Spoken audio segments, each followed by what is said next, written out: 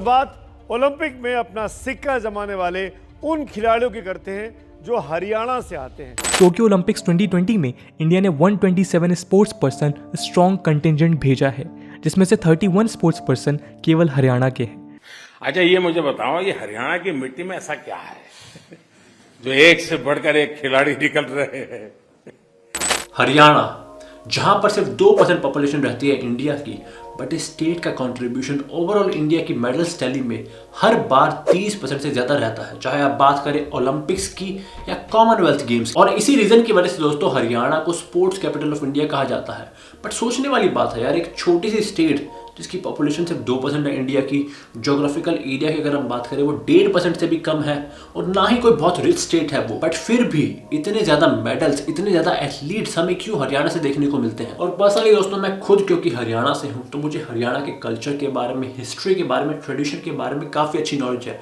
और इनफैक्ट जो सबसे बड़ा हिस्टोरिकल रीजन है जिसके बारे में कोई बात नहीं करता, वो यही है कि हरियाणा ने अलॉन्ग विद पंजाब सबसे ज्यादा इस्लामिक इन्वेजन को फेस किया है, उनके साथ लड़ा है। और वैसे पंजाब की दोस्तों मैं इसलिए बात नहीं कर रहा आज की वीडियो में, क्योंकि जो प्रेजेंट डे पंजाब है वो गुड ओल्ड पंजाब से काफी डिफरेंट है। एक टाइम पे पंजाब हुआ करता था sports capital of India, Punjab का यूथ सबसे पावरफुल और स्ट्रॉन्ग माना जाता था। बट आज की तारीख में वही यूथ फंस चुका है ड्रग्स में, वही यूथ ब्रेन वॉश हो रहा है खालिस्तानी मूवमेंट की वजह से। और इनफैक्ट मिशनरी कन्वर्जन भी एक बहुत बड़ा इशू है जो पंजाब को बर्बादी की तरफ लेके जा रहा है। बट अगर मैं बात करूं प्रेजेंट डे हरियाणा की, जितने भी बैटल्स हुए इस्लामिक इन्वेडर्स के अगेंस्ट, चाहे मैं बात करूं बैटल ऑफ पानीपत की, बैटल ऑफ करनाल की, बैटल ऑफ तिरेन की, वो सारे हुए प्रेजेंट डे हरियाणा में। तो इसलिए लड़ाई करने का, लड़ने का, स्पेशली अपने देश के लिए हरियाणा के लोगों का बहुत पुराना इतिहास है, जो कि प्रेजेंट डे हरियाणवी इसके जीन्स में बस चुका है। इसलिए अगर आप कभी हरियाणा जाएंगे तो आप नोटिस करेंगे कि वहाँ के लोग काफी एग्रेसिव है, काफी राउडी है।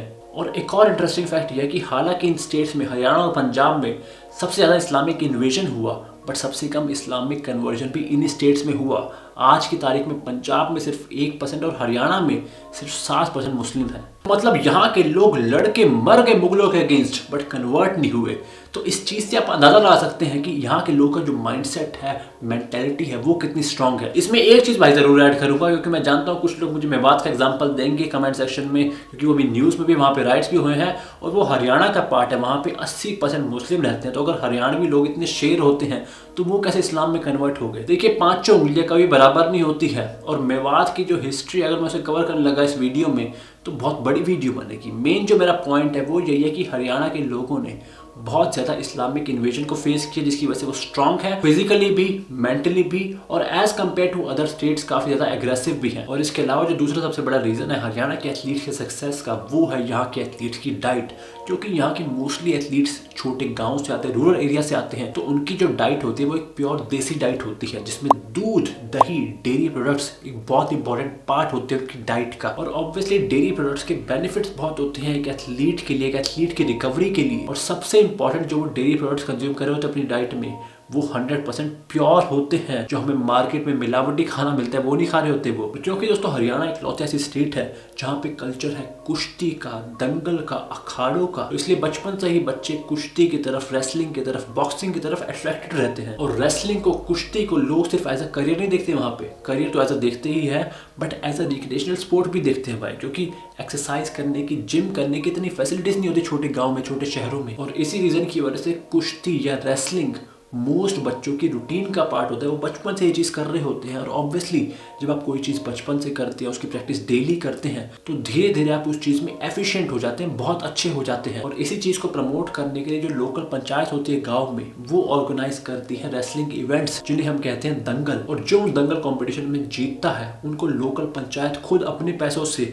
स्पॉन्सर करती है कि वो किसी बड़े शहर में जाकर बेटर ट्रेनिंग फैसिलिटी के अंदर, बेटर कोच के अंदर ट्रेन करे और अपने स्टेट का, अपने देश का नाम रोशन करे। हालांकि दोस्तों अब चीजें बदल चुकी हैं, अब गवर्नमेंट ही यंग एथलीट को सपोर्ट करती है फाइनेंशियली भी और इन टर्म्स ऑफ ट्रेनिंग भी। बट पहले ऐसा नहीं था। अगर मैं बात करूं 20 साल पहले की, जब गवर्नमेंट स्पोर्ट्स को इतना प्रमोट नहीं करती थी, तब लोकल पंचायत खुद अपने पैसे इकट्ठे करके उस एथलीट को आगे प्रमोट करते थे। पहले दोस्तों शायद आपको पता हो, इवन जो ओलंपिक मेडलिस्ट होते थे उनके लिए जो प्राइस मनी अनाउंस की जाती थी वो होती थी मैक्सिमम 1 लाख। तो इसलिए बंदा सोचता था कि भाई अगर ओलंपिक्स में मेडल जीतने में भी 1 लाख रुपए ही मिल रहे हैं तो इससे बढ़िया 20-25 हज़ार की नौकरी कर लो। बट फॉर्चुनेटली 23 साल पहले हरियाणा के स्पोर्ट्स में चीज़ें बदलना स्टार्ट हुई। उस टाइम के जो सीएम थे 2000 सन में, ओम प्रकाश चौटाला, उन्होंने अनाउंस किया कि मैं गोल्ड मेडलिस्ट को 1 करोड़, सिल्वर मेडलिस्ट को 50 लाख और ब्रॉन्ज मेडलिस्ट को 25 lakh cash prize plus government job मिलेगी। और उस अनाउंसमेंट के बाद ऑब्वियसली हरियाणा में स्पोर्ट्स पार्टिसिपेशन बढ़ा, एथलीट्स को एक फाइनेंशियल सिक्योरिटी मिली। और उसके बाद आई थिंक 2-3 गवर्नमेंट बदल चुकी हैं, बट इसके बावजूद भी जितनी भी गवर्नमेंट्स आए उन्होंने उस फाइनेंशियल सिक्योरिटी को कायम रखा, गवर्नमेंट जॉब को कायम रखा और ट्रेनिंग फैसिलिटीज को हर गवर्नमेंट ने प्रमोट करने की और बढ़ाने की कोशिश करी। और इसी रीजन की वजह से जहां हरियाणा में एक टाइम पे गोल्ड मेडल जीतने पर भी सिर्फ 1 लाख मिलते थे, आज वही गवर्नमेंट एथलीट को मेडल ना लाने पर भी अगर आपकी फोर्थ पोजीशन भी आ रही है तो 50 लाख रुपए दे रही है। शायद आपको याद हो दोस्तों कि 2020 के ओलंपिक्स में जिन एथलीट की फोर्थ पोजीशन आई थी, जो मेडल नहीं जीत पाए थे, उनको हरियाणा की गवर्नमेंट ने 50 लाख रुपए का कैश प्राइज अनाउंस किया था। हालांकि हरियाणा एक छोटी सी स्टेट है, इतना बड़ा जीडीपी नहीं है उसका, बट हर साल स्पोर्ट्स बजट उसका वन ऑफ द हाईएस्ट होता है पूरे इंडिया में। और इसके अलावा हरियाणा की गवर्नमेंट ने एक और बहुत यूनिक स्कीम स्टार्ट करी हुई है जिसका नाम है मड टू मैट स्कीम। देखिए, जो कुश्ती होती है, दंगल होते हैं, वो होते हैं मड पे, बट जो ओलंपिक में रेसलिंग होती है वो होती है मैट पे। तो mud to mat scheme basically उन एथलीट्स को जो मड पे ट्रेनिंग कर रहे होते हैं उनके स्किल्स को मैट पे ट्रांसफर करने के लिए हेल्प करती है, सपोर्ट करती है एथलीट्स को। एंड लास्टली दोस्तों, क्योंकि हरियाणा के लोग नेचुरली एथलेटिक भी होते हैं प्लस पैट्रियोटिक भी होते हैं, तो उनका नेचुरल इंक्लिनेशन स्पोर्ट्स के साथ आर्मी की तरफ भी होता है। और काफी बार वो आर्मी से स्पोर्ट्स में जाते हैं और वहां से मेडल लेके आते हैं देश के लिए। शायद आपको पता हो दोस्तों कि 2001 में गवर्नमेंट ने एक मिशन स्टार्ट किया था, मिशन ओलंपिक्स, जिसके अकॉर्डिंग आर्मी को पहली बार इन्वॉल्व किया गया था देश के लिए मेडल लाने के लिए। क्योंकि देखिए, आर्मी के जो लोग होते हैं वो फिजिकली तो फिट होते हैं प्लस मेंटली बहुत फिट होते हैं, जो कि obviously one of the most important factor होता है ओलंपिक्स में compete करने के लिए और मेडल लाने के लिए। और मिशन ओलंपिक्स के तहत काफी स्टेट्स में आर्मी स्पोर्ट्स इंस्टीट्यूट सेटअप किए गए थे जहां पर वर्ल्ड क्लास ट्रेनिंग एथलीट्स को प्रोवाइड कराई जाती थी। और इनफैक्ट इन इंस्टीट्यूट में नीरज चोपड़ा ने भी अपनी इनिशियल जेवलिन की ट्रेनिंग करी थी और इनफैक्ट वो खुद एक आर्मी कमीशन ऑफिसर भी हैं। और इसके अलावा दोस्तों एक और छोटा सा पॉइंट है जिसके बारे में मोस्ट लोग, स्पेशली हरियाणा के लोग, कभी बात नहीं करते, बट आज मैं कहना चाहता हूँ, वो है पॉलिटिक्स का।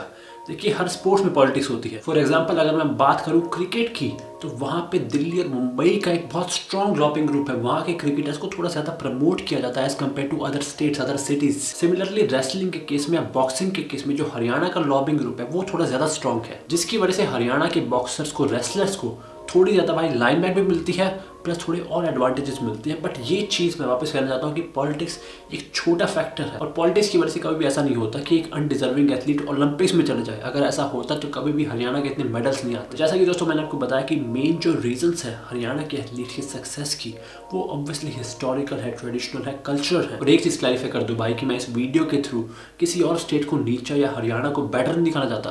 देखिए, हम सारे पहले इंडियंस हैं, unity in diversity is our motto. और इसके अलावा दोस्तों आपको क्या लगता है कि हरियाणा के एथलीट्स क्यों इतने सक्सेसफुल है, स्पेशली बॉक्सिंग और रेसलिंग में?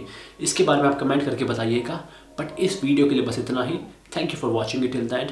मिलते हैं आपसे अगली बार एक और धमाकेदार वीडियो में, तब तक के लिए टेक केयर।